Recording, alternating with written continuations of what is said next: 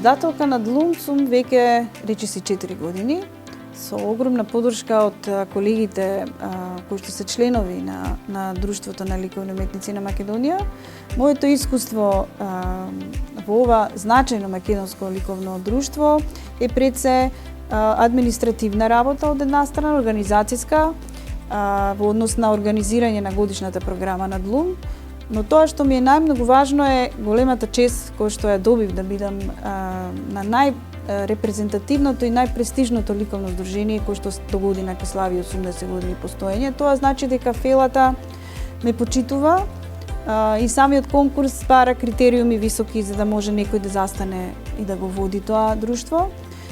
И сметам дека мојот придонес се манифестира во позитивна смисла.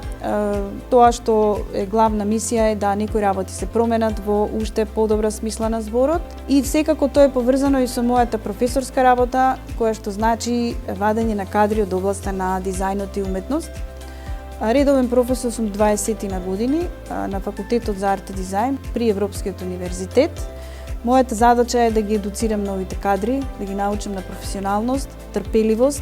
Успесите ќе дојдат со многу работа и сметам дека тоа е еден од начините да се стане професионалец и никако поинаку, бидејќи сонот на младиот човек е да ги покаже своите способности. Сметам дека жената го заслужува тоа што е, да не биде како некој клише, меѓутоа сметам дека таа рамноправност во однос на функционирање поготово на високи позиции треба уште повеќе Македонија да работи на тој дел, бидејќи не можеме да ги категоризираме ниту во слепо позитивно дека мора по секоја цена да бидат жените ставени на одредени позиции, ниту негативно. Едноставно треба да се знае дека е човечки некој да биде професионалец или пак да сгреши и да стане непрофесионалец. Но силна подршка давам на жените да им се даде шанса да го покажат своето знаење и менаџирање во својата област. Значи, семејството ми е апсолутно многу важно. Сметам дека поддршката од сопругот мој Атанас Чуповски, кој што исто така е дел од уметноста, е многу важна. Има доста примери на многу талентирани жени кои што не успеале тоа да го направат од таа немање на поддршка.